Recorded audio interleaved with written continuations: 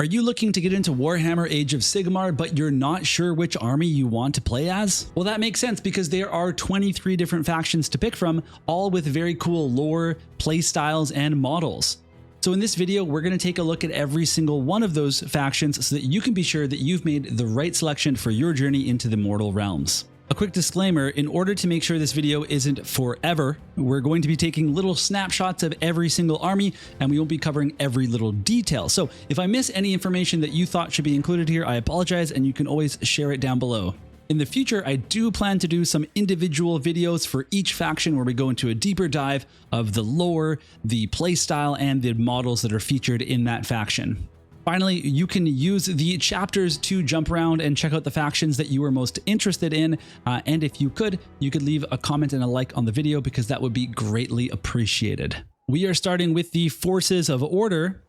And first up are the Cities of Sigmar. The Cities of Sigmar are your everyday average people in the mortal realms. They fight in numbers to defend their cities and to establish new ones. While the most recent update features many new human units, you can also play as Duardin and the Dark Elves in the Cities of Sigmar, but good luck finding those models. Some hypothesize that the next Cities of Sigmar update will feature the new Duardin units, and other players fear that those races are going to leave the range eventually. Personally, I do think we are going to get new elves and Duardin eventually to replace the old models, as when you read any Warhammer book, these other races are very evident in the cities, especially the Duardin. The Cities of Sigmar have a lot of cool lore to read in the Black Library novels, and I recommend checking out all the Callus and Toll novels if you're interested in an introduction to Warhammer novels. The Warriors of the Free Guild compilation book is a great buy and contains several of those Callus and Toll novels in it. Cities of Sigmar plays like a castle. They want to move together in one big army, and the faction features these power pairs, which are basically heroes that are accompanied by regular units of models, allowing the hero to buff the units with orders. Cities of Sigmar also have access to lots of shooting, infantry, cavalry, and wizards, so you can get a taste of it all. While the mortals in Warhammer aren't strong individually, as an army they can overcome any challenge. Just don't expect to have an overpowered god/hero doing all the work. The Daughters of Khaine are a faction made up of bloodthirsty elven women. Their deity, Morathi Khaine, leads them into battle as both a giant snake lady and as a beautiful elven sorceress. While this faction is part of the Grand Alliance of Order, they recently staged a coup and took over a city, Anvilgard, for themselves. Despite that, they still fight for the good guys and whatever hidden agendas Morathi Khaine has in mind. The Daughters of Khaine revel in combat, and as the battle rounds progress, they get stronger and stronger with stacking buffs applying through their battle trait ability. However, these elves are barely wearing clothes, and you'll find that they will die easily, so you better be prepared to maneuver, buff, and otherwise protect your forces to give them enough time to reach their full power. The Daughters of Khaine have some of the coolest models, and their centerpiece, Morathi Khaine, is not only epic to build and paint, but is an absolute force on the table. If you like the Daughters of Khaine barely wearing any clothes, then you'll love the Fyreslayers. These muscle-bound, clothes-adverse Duardin worship the berserker god Grimir, who perished in a battle with Volcatrix, the mother of salamanders. These warrior Duardin live in lodges led by a Runefather or Fire Queen. Each clan travels the realms to fight enemies and find Urgold, a resource that can be used to revive their fallen god. Fyreslayers are often known to fight as mercenaries when the Forces of Order hire them, although many other reasons can draw them into a battle, none so common as simply having a grudge against the opponent in question. The Fyreslayers have a very small product line, so there aren't a ton of choices when building an army. They all look very similar as well, which has been a point of contention for many. They use Urgold runes engraved on their bodies to power up their attacks and other abilities, and they have priests that chant prayers to support them in combat. If you like warrior dwarves and giant magma beasts, then this will be the faction for you. The Idoneth Deepkin are sea elves, which are the failed creation of the elven god Teclis. He was trying to make high elves after the Age of Chaos, but it didn't go that well, at least at first. These Idoneth Deepkin live underwater, and while their elite castes of their society find their souls complete, the lower castes need to steal souls in order to survive or stop from going mad. Like the Daughters of Khaine, they align with the Forces of Order, but that doesn't mean that they won't fight those same forces from time to time if they are feeling desperate. If you like aquatic-themed elves riding badass sea turtles, sharks, eels, and sea dragon things, and more, then this is going to be the faction for you. And yes, There are lore reasons that allow these creatures to swim on land as if they were in water, which gives this faction a deep strike ability, allowing their units to come into battle at different moments in different locations on the battlefield, giving you the opportunity to get a jump on your opponent. The Kharadron Overlords are another Dwarden faction with a small range, and if scantily clad Dwarden weren't your thing, then maybe steampunk flying Dwarden will hit the sweet spot. The Kharadron Overlords are a skyfaring race. They inhabit every realm and build skyports in the air where their airships can dock. They are an industrious people and are most commonly seen as merchants in the cities of Order, but they also are known to be privateers and explorers as they seek Aether Gold to power all of their technology. As they are Dwarden, they live by a very strict code of laws, and boy, can they hold a grudge. The Kharadron Overlords are a shooting army, and they don't really get into close combat nearly as often as other factions. Although their foot soldiers are slow, many models have enhanced movement from their technology. Their airships can also pick up the models and place them down wherever they move to, meaning this is actually a very mobile faction. The Lumineth Realm-lords are your high elves of old. However, they have taken their greatest weakness, their thirst for more knowledge and power, and put it to a more focused goal, cleansing the realms of any chaos. They achieve this in a very specific way. By communing with nature's spirits, they set right in the realm that which would diminish nature's power. Sometimes this means unleashing an entire dam onto a region to make sure that river's flow is undisrupted. Other times it means burning ancient ruins into a landscape to seal a portal from which chaos can seep into the realm. In both these cases, no thought is given to the life which may be disrupted, and many of the other factions of Order see these Lumineth as cruel and unfeeling. This elemental focus in the lore gives birth to themed units on the table. You can play as wind elves, earth elves, and soon river-focused elves. However, you can also build your classic spearmen, archers, cavalry, and of the high elf armies of old. And if you wish, there are many wizards in this faction to cast powerful spells to inhibit your enemies and aid your allies.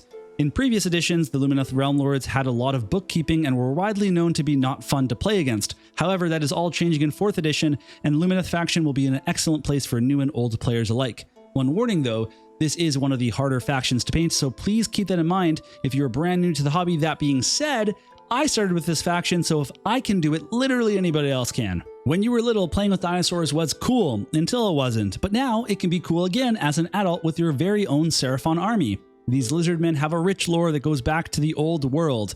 They are ancient beings all working towards the plans of the old ones, mysterious godlike beings as old as time itself. Frog-like Slann are the higher caste of this society and interpret the great plan, while the Saurus warriors and skink infantry see it done on the battlefield. The Seraphon have a ton of playstyles, from casting heavy lists with lots of wizards, to infantry and cavalry focused armies, to big dinosaur lists. You can even try to blend them all together to make your perfect army, because there are a lot that the Seraphon can do well. These are also some of the best looking models around, and while they have a lot of depth to paint, they are also a good entry point for beginner painters. Here they are, the medieval Space Marines. These demigod warriors are created whenever a mortal hero faces death. However, before that hero can die, the God King Sigmar rescues their soul and forges them into a Stormcast Eternal to fight for the forces of Order. These warriors can die in battle and be reforged over and over to come back to life and fight again. However, in 4th edition, we are starting to see that this reforging has side effects, and some of the older Stormcast are starting to forget themselves entirely. The Stormcast Eternals are separated into different chapters. Storm hosts. Each one has its own military organization and fights different battles on varied fronts in the mortal realms. The Stormcast Eternals are a great choice for any player because they have such a large range and their models are widely accessible compared to some other factions. They also feature in a ton of box sets, which can be found on discounts, so it's easy to start a force. 4th edition is launching with the Skaven box, and if you were interested in the Stormcast Eternals, then this would be the excellent purchase that you could make, because even if you end up selling these Skaven models on the secondary market, you're going to get a ton of value from this box. The Stormcast are a heavily armored force, and you'll see that on the tabletop. They can deep strike onto the battlefield in different battle rounds, allowing you to get the jump on your opponent. They have a mix of magic, prayers, melee, shooting cavalry, and even big dragons. This army does a ton, and it is so well supported that it is a safe bet to pick. The Sylvaneth are a race of elven-born nature spirits fiercely dedicated to protecting the balance of life in the mortal realms. Created by Ilariel, the Ever-Queen, they stand against the forces of chaos, death, and destruction to preserve the sanctity of nature. Led by powerful beings, their armies employ swift and subtle tactics, striking from hidden groves to defend their sacred lands. These are not your wood elves. These are not all good guys. They exist within different forests throughout the mortal realms, and some Sylvaneth are loyal to none but the nature that they protect, leading them to clash with the forces of order. On the table, the Sylvaneth are surprisingly mobile for a force of tree people. This is because they have the ability to place faction terrain around the board and teleport between it. They also have multiple flying units to sweep around the battlefield. This is another small range, but it has great looking infantry and some really cool centerpiece tree lords, and of course the Sylvaneth god, Ilariel the Everqueen, is one of the most badass models in the game. And now we are moving on to the Grand Order of Destruction, starting with the Gloomspite Gitz. The Gloomspite Gitz are your goblin faction in Age of Sigmar. These cowardly Gitz can band together to do some serious damage. They revere the Bad Moon, a magical moon that appears throughout the realms and emits an aura of destructive influence. The Gloomspite Gitz are a cave-dwelling faction, and this allows them to ally with bigger and stronger creatures who also prefer the dark and damp. This faction will work together with Orruks as well, sometimes by choice and other times because they don't want to be the focus of the Orruks' rage. This is a surprisingly varied faction. You have a ton of magic, but also cavalry, big spiders, and giant trolls, and lots of horde infantry. This is a horde army, which means you'll be playing and painting lots of small miniatures. The battle trait of this faction relates to the Bad Moon and where it's positioned on the battlefield. Depending on that position, your full army will have access to buffs, and the Bad Moon can move around, and depending on how it moves, it may affect your strategy every single round. Next up are the Ogor Mawtribes. Ogres are big, and they're hungry, and in the mortal realms, they will eat almost anything. The Mawtribes worship the gulping god, and they work towards pleasing him and their stomachs by roaming the lands and looking for anything to eat. This could be livestock, it could be people, it could even be a rock. Ogres have also been known to work as mercenaries, although those that hire them are taking a very large risk in doing so, as the ogres may not be satisfied with their payment and could look at their employer as their next meal.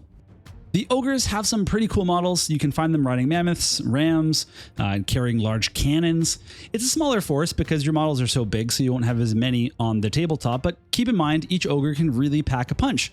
They can deal damage to the models that they charge through, and they can even simultaneously heal themselves while dealing damage by eating their opponents in the thick of combat. The Orruk Warclans is a weird faction because it's technically two armies, the Cruel Boys and the Iron Jaws. The Iron Jaws are your typical big beefy orcs. They want to mix it up and they want to fight in the open. The Cruel Boys are a thinner, slimier, swamp-dwelling orc army that wants to sneak around and ambush their prey. Both are savage and both have awesome models to represent them on the battlefield. The Iron Jaws are only ever concerned with where their next fight will come from and will even infight if they cannot find an opponent. The Cruel Boys also want to fight, but they specifically want to take down the forces of order that see themselves as so high and mighty. But they will do so with cruel inventions of war like ballistas and poison spears and shields that trap their opponent's weapons. The Orruk Warclans feature a bit of everything, and once again this includes pig-riding cavalry and wicked crossbow wielders for range and swamp-calling shamans for magic and lots of tough infantry, so a big blend of different roles. They even have big boss models riding thick dragon maw crushes and giant vulture corpse rippas. But don't let this variety fool you, because the game plan of Orc armies is to get stuck in and fight it out. This is not a sneaky force that focuses on mobility. It's a powerful army that rewards you for getting into combat. And if you play as the Cruel Boys, you'll have access to dirty tricks as your faction ability, allowing you to spring traps on your opponent. The Iron Jaws, on the other hand, have the ability to move into combat range more easily and then call upon the power of the Wa to empower its forces. Let's talk about the Sons of Behemat, and if you thought the Ogres were a big army, then you'll be really surprised by the Gargants. These giants descended from the god beast Behemat, who was slain by Sigmar after being corrupted by Chaos. The majority of the realm's Gargants have not forgiven Sigmar of his sins and will destroy Sigmar's cities and forces in retribution. Many of the Gargants hope to vie to become the next world titan to take up their fallen father's mantle. Other tribes, which are known as Stomps, are more focused on guarding their territory and passing on their oral history to their kin. While this is the largest physical faction, it is also the smallest in terms of the number of models that you'll put on the table, but also in the number of models that are in the range available for you to purchase. You will have a towering behemoth that can wipe out entire units single-handedly, but you're also going to have trouble covering a lot of ground and controlling every single objective. The Sons of Behemat have some pretty thematic army abilities, including when they die, the direction that they fall will actually damage enemy units. They will also stomp on units they charge into, dealing damage, and they can even pick up enemies and throw them. We now move on to the Grand Order of Death, and we start with the Flesh Eater Courts. The Flesh Eater Courts are one of the most interesting factions lore-wise. They may seem undead, but many of their soldiers are humans that have been turned into ghouls. All members of the court are under a grand delusion spread by the madness of their leader, Ushoran, the Mortarch of Delusion. All members of the Flesh Eater Court see themselves as brave nobles, knights, squires, and their duties include saving villages, defeating evil beasts, and fighting for honor across the realms. But what they are actually doing is killing innocents and eating their flesh, converting more to their kind, and so on. Once in a while, in the lore, the delusion will break and a ghoul will realize what they are actually doing, and this often leads to further madness or suicide. The Flesh Eater Courts have a hero-based playstyle where the heroes in the army will perform noble deeds on the tabletop, like fighting an enemy, and they will earn points to then use abilities. These abilities include buffing their allies, resurrecting them to fight again, or just healing certain units. If you like ghouls and gargoyles, then this is going to be the army for you. When someone dies in the mortal realms, if their soul is not protected and sent peacefully to the underworld of their people that they believe in, then it will instead be snatched up by the great necromancer Nagash. He is the leader of all forces of death, and the Nighthaunt are one of his most powerful creations. They are led by the Mortarch of Grief, Lady Olander, and this force is composed of wraiths, revenants, banshees, and worse. The Nighthaunt are incorporeal and therefore cannot be damaged by just any weapon. This is represented on the tabletop by not being susceptible to the Ren stat. Furthermore, the Nighthaunt units can be protected by powerful wards, saving them from further damage. When laying siege to a town, walls cannot stop the Nighthaunt as they can simply fly over them. This is reflected on the tabletop as well. Their faction abilities allow them to inflict powerful debuffs when charging their enemies, and for those that are new to Warhammer, charging happens a lot. Even if a Nighthaunt unit is in combat range already, a specific faction ability allows them to charge again to unleash follow-up debuffs. Imagine the perfect army, each soldier elite and handcrafted not only in their body, but in the quality of its soul. Now make that army unrelenting and totally obedient. Finally, give that army a general, who in life was one of the greatest tacticians in history. You now have the Ossiarch Bonereapers at your disposal. They are the most powerful creations of Nagash, and they are as deadly as they sound. Due to the army's leadership and unflinching discipline, the Ossiarch Bonereaper faction abilities allow you to issue army-wide orders in different phases to buff your units. If you like powerful individual units and super skeleton warriors and abominations, then this faction will appeal to you. The Soulblight Gravelords are your classic undead faction: vampires, skeletons, zombies, and direwolves. This faction is Nagash's original army in the mortal realms, and it all began when he resurrected powerful vampire souls from the world that was and brought them to Shyish. They began to convert more vampires and raise the dead, forming an army that would be the initial force with which Nagash used to try and conquer the mortal realms. This army has a ton of powerful vampire heroes that can bring back their undead allies to the tabletop to fight again and again. The Soulblight Gravelords have some pre-game deep strike mechanics that will spawn undead around the board in the movement phase, and the vampires can also heal themselves, so look forward to having some staying power even if your forces crumble at first. Finally, we'll move on to the Grand Order of Chaos, and we'll start with the Blades of Khorne, which are a chaos faction of mortals and demons that worship the blood god Khorne. Their purpose is to offer the blood and skulls of their opponents to their god, bringing war to every corner of the mortal realms. This can even mean infighting between tribes and armies that worship him, because Khorne cares not from whence the blood flows, only that it does. The Blades of Khorne are a melee-focused army that has a faction ability based around killing enemies to earn blood tithe points, which can be spent on abilities to deal damage, buff allies, and even unbind your opponent's spells. While Khorne has some priests, they mainly focus on mixing it up close, as the blood god despises magic and trickery. Tzeentch is the chaos god of change, the architect of fate, and wherever people desire power, shortcuts, or to change their life, Tzeentch will whisper to them. The schemes he bestows can alter the course of fate, but also alter the people themselves, mutating them into new forms. Cults of Tzeentch exist in every city of the mortal realms, waiting for their chance to overthrow the population or to steal a magical relic. Tzeentch also has demons in their service, as well as bird-like beastmen named Sangors. If you like casting magic and altering fate, then you'll love the Disciples of Tzeentch. Their faction ability allows them to replace dice rolls with more favorable ones, and they also have a damage over time mechanic that can be inflicted on their foes. Tzeentch units are not typically known for their melee combat prowess, so expect to be firing missiles and spells from range. You do have some little pink demons that hold the line, and when they are killed, they split into little blue demons that can hold the line. This is also considered one of the harder factions to paint, just an FYI. Slaanesh is the chaos god of temptation and excess. He is currently trapped in a subrealm by the elven gods as they try to steal back elven souls that he devoured during the Age of Chaos. Nevertheless, Slaanesh's followers remained in abundance throughout the realms. Anytime a mortal is possessed by greed or has excess in their life, they risk the influence of Slaanesh capturing their loyalty for life. The faction ability for Slaanesh allows you to buff your units, but at the cost of giving temptation dice to your opponent. Your opponent can use these dice to modify their rolls however they see fit, but they risk taking mortal damage when they do so. This was one of the more underwhelming reveals of 4th edition, as the temptation dice system has been nerfed from its previous iteration, and right now players are down on the mechanic. But if that doesn't scare you off, then maybe you'll enjoy the mutated warriors of this faction. While they are demonic models, they often have cool armor and feature archers, cavalry, infantry, and demonettes. The Chaos God Nurgle is the god of pestilence and disease. His aim is to spread decay through all the mortal realms, but he takes particular exception to Ghyran, the realm of life. The followers of Nurgle are a very odd bunch compared to their chaos brethren. They appear jolly in nature, happy to spread their Grandpa Nurgle's gifts. Where disease and rotting flesh is a curse to the typical mortal, to Nurgle's followers it's a blessing, becoming armor and filling their body with strength. The Maggotkin of Nurgle's faction ability is simple. It spreads disease throughout your entire opponent's army. At the end of every turn, you can spread the disease further, and then all diseased enemies roll to see how much damage they take. Nurgle is also filled with tons of beefy models with strong defenses.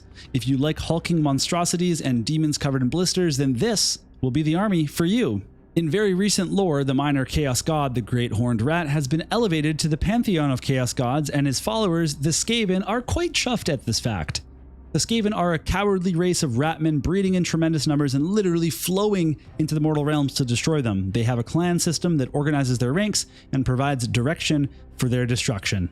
The Skaven are a horde army with lots of small models, but high model to unit counts. They also have a great variety of models due to the line refresh that is currently underway. Skaven use warpstone technology to craft guns, cannons, cast magic, and more. Skaven technology is known to be powerful, but also to have the chance of failure, and that is represented on the table. Skaven can deep strike in the movement phase to appear behind enemy lines. They can also place knotholes all around the battlefield and can teleport between them at will. Skaven have other movement shenanigans like once per turn free movement and no penalty for retreating. If you like sneaky ratmen with lots of models and lots of tricks and tech, then this is the army for you. As I said earlier, a big box set called Skaven Tide is about to launch. This is surely the best way to get into the Skaven faction as new or returning players, and if you can find somebody to take the Stormcast half of the box off your hands, then you can save some money as well. The Slaves to Darkness are a chaos army that is undivided in that its members do not serve one particular chaos god, but may receive boons from many of them. They are led by the ever-chosen Archaon, and they are always marching on the mortal realms to snuff out any last resistance from the forces of order. Many of these Slaves to Darkness were humans that were not saved during the Age of Chaos, and in order to survive for thousands of years, they turned to the power of the Dark Gods. The Slaves to Darkness army gives you a lot of variety in models. You can be the lightly armored Dark Oath tribes or the heavily armored Chaos Warriors. You also have access to some pretty amazing demons and some mega powerful boss models. The Slaves to Darkness faction ability allows you to kill enemies and then seek boons from the Chaos Gods to empower your units. The effect is random, but there are a lot of good options to receive. With Slaves to Darkness, you can also pick which mark of chaos you will give your models each game. This means that you can have a particular focus on a specific chaos god, or you can pick the undivided mark. Depending on which mark of chaos you choose, you will receive different buffs for the duration of the match. One note about the Slaves to Darkness: while they are a very powerful melee army, they do not have access to much shooting, so positioning will be key for a Slave to Darkness player. Whew, okay, that's going to be it for this video. It was a long one, and I worked very hard on putting together the script for that, so I really hope that it's helped you pick which army you want to play. And if you have any questions, you can ask down below, or you can join us on Discord. The link is in the description for the video. Otherwise, I'm going to see you all again in another Warhammer video soon enough.